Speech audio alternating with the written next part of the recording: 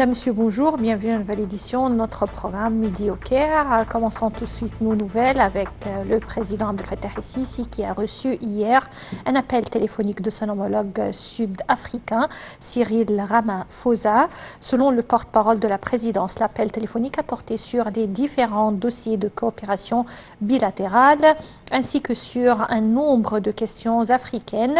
Lors de l'appel téléphonique, les deux présidents ont discuté de moyens de renforcer la coopération économique entre les pays africains.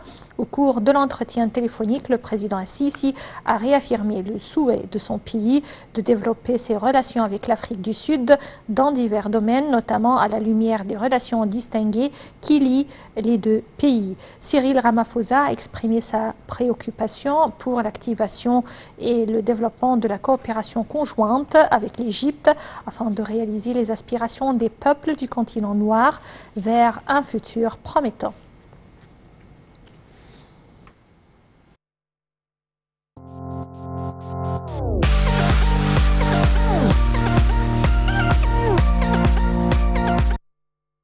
Le président Abdel Fattah el-Sisi a reçu un appel téléphonique de la part du premier ministre italien Giuseppe Conte, le porte-parole de la présidence, a déclaré que les relations bilatérales entre les deux pays au niveau militaire et économique ainsi que les questions régionales d'intérêt commun, surtout la situation au Moyen-Orient et la crise libyenne, ont été toutes examinées au cours de l'appel.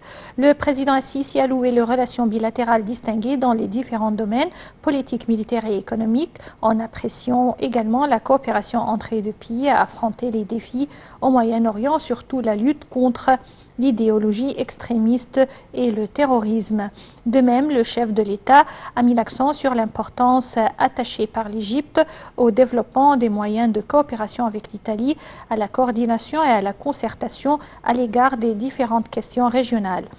Des sujets militaires, sécuritaires, économiques et énergétiques ont aussi été abordés, ainsi que les nouveautés de la coopération bilatérale entre les deux parties concernant les investigations en cours de l'affaire de l'étudiant italien Giulio Regeni.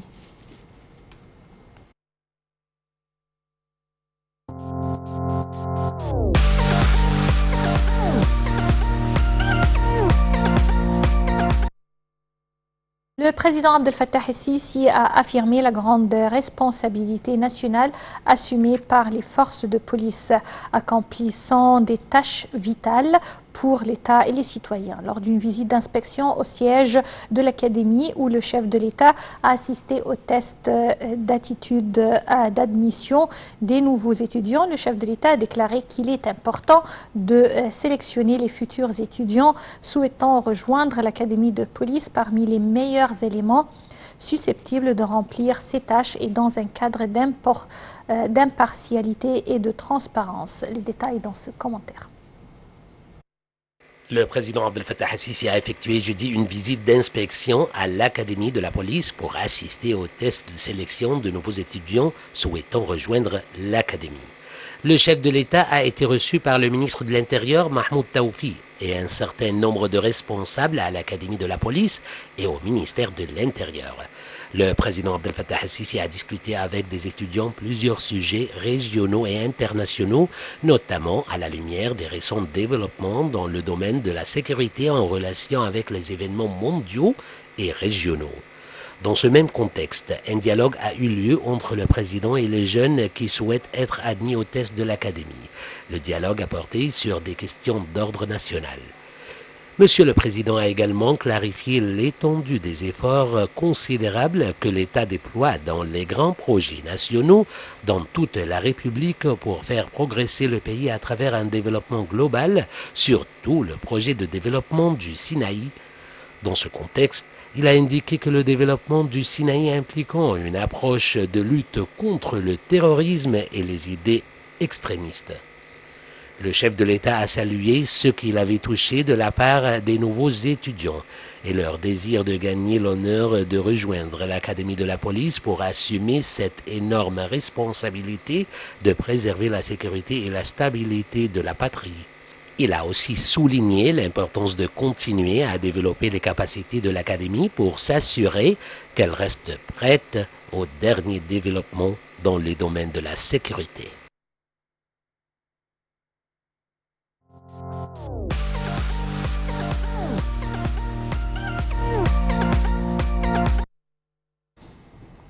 L'importance de voir un pays avancer où règne la justice et de bâtir une société qui assure à ses enfants l'opportunité de croissance est à l'origine de l'initiative du président Abdel Fattah el-Sisi relative à la création du fonds Vive l'Égypte ou Tahya Misr. C'est ce qu'a déclaré le Premier ministre Dr Mostafa Madbouli à l'occasion de la cérémonie organisée par le fonds Tahya Misr sous le thème « Nous coopérons pour demain ». Les détails à travers ce commentaire.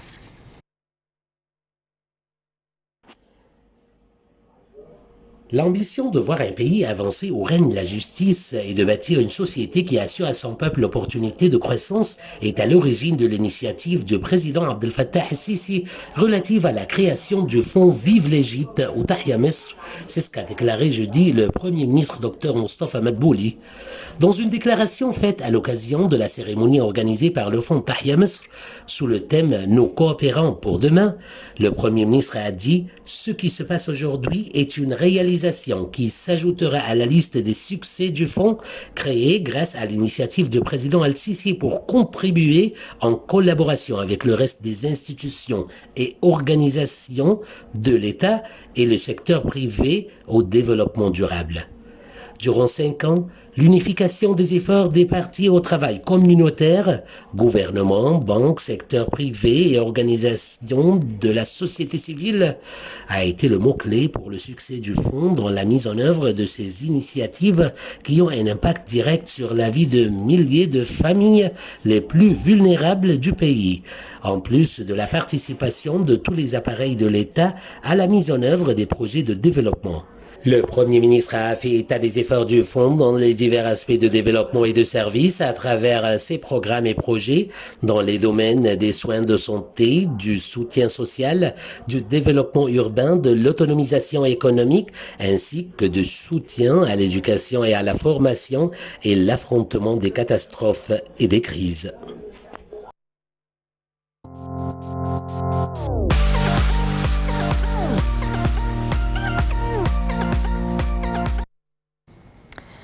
Les ambassades et les consulats d'Égypte à l'étranger continuent samedi 21 novembre de recevoir les enveloppes de vote par correspondance des Égyptiens résidant à l'étranger au second tour de la première phase des élections législatives 2020. Les commissions au siège des missions diplomatiques continueront à recevoir les enveloppes jusqu'au lundi à 21h locale, conformément à la décision de l'Autorité nationale des élections, l'ANE. Le second tour de la première phase des législatives comprend 13 gouvernorats: Gizeh, Fayoum, Beni Suef, Almenia, Asiout, Nouvelle-Vallée, Sohag, Krina, Luxor, Assouan, Alexandrie, Behira et Matroura.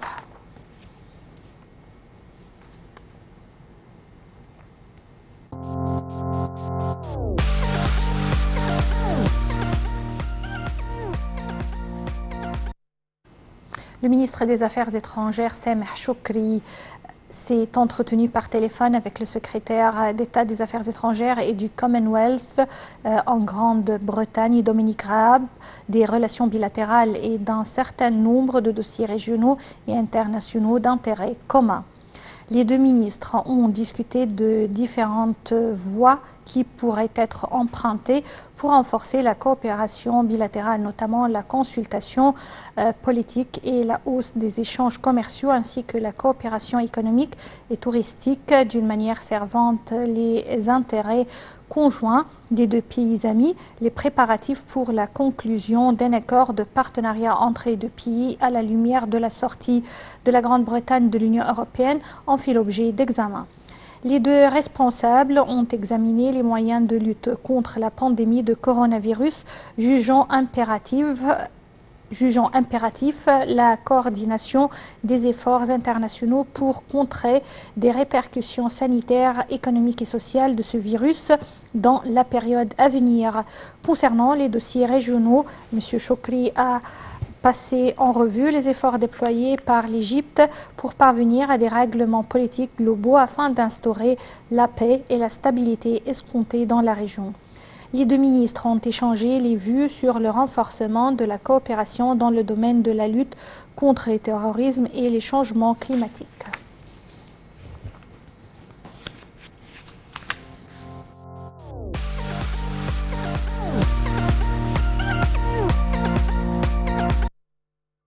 Le ministre des Affaires étrangères, Sameh Choukri, et le ministre de l'Irrigation et des Ressources hydrauliques, Mohamed Abdelati, ont participé à la réunion à 6 des ministres des Affaires étrangères ainsi que de l'eau de l'Égypte, du Soudan et de l'Éthiopie qui s'est tenue jeudi. La réunion présidée par l'Afrique du Sud, qui assume la présidence tournante de l'Union africaine, a examiné le dossier des négociations en cours sur le barrage éthiopien de la Renaissance.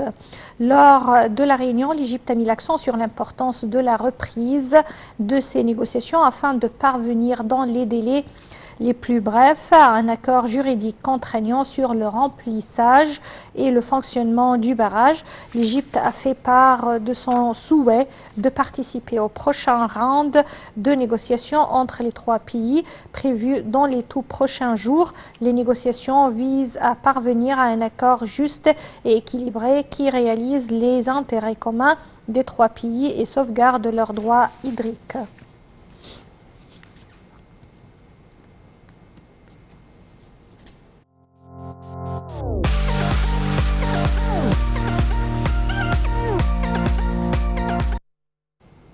Le ministre de l'eau et de l'irrigation, Mohamed Abdelati, s'est entretenu aujourd'hui avec une mission de la Banque mondiale chargée de suivre les réformes structurales dans le secteur de l'infrastructure en Égypte en prévision d'achever le programme de coopération économique. Au cours de cette réunion tenue par visioconférence, M. Abdelati a évoqué la stratégie de l'État pour la gestion des ressources hydrauliques d'ici 2050, les axes du plan national 2037 ainsi que les plus importants projets élaborés actuellement par le ministère. Et le ministre de l'Irrigation de passer en revue les mesures prises par l'État pour encourager les agriculteurs à privilégier les modes d'irrigation modernes par le biais de prêts remboursables sur 2 ans.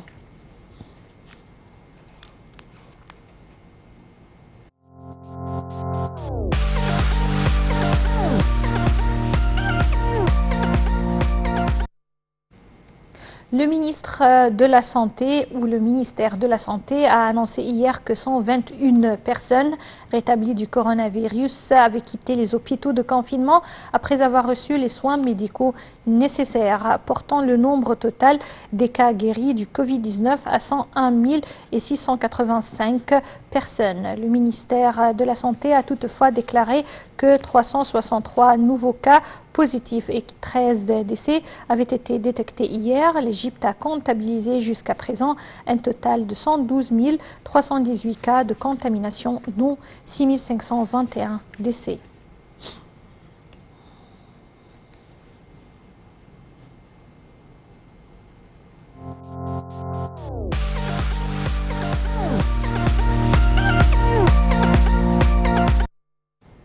Le coup d'envoi de l'exercice naval conjoint égypto-russe Pont de l'Amitié 3, qui doit durer plusieurs jours dans les eaux territoriales russes, a été donné dans le cadre du plan de formation conjoint des forces armées avec les pays amis afin de renforcer les perspectives de coopération militaire. Les activités de formation ont débuté par la tenue de conférences de coordination dans le but d'unifier les concepts de combat et d'organiser la coopération entre les éléments participants.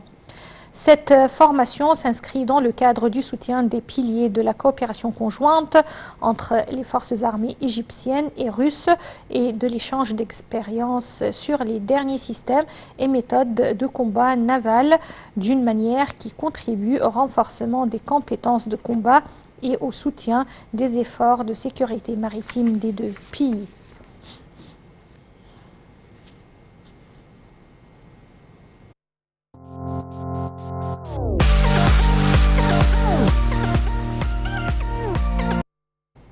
L'Égypte a enregistré un record dans le livre Guinness des records du monde pour le plus haut saut hors de l'eau effectué par le nageur Omar Sayed Chaben, joueur de l'équipe nationale de natation avec palme, a déclaré ce vendredi le ministre de la Jeunesse et des Sports, Achraf Sobhi. Le nageur égyptien a réussi à créer un record dans le livre Guinness des records pour le plus haut saut hors de l'eau en portant des monopalmes d'une hauteur de 2 mètres. 10 cm, enregistrant un nouveau plus grand record de 2,30 m.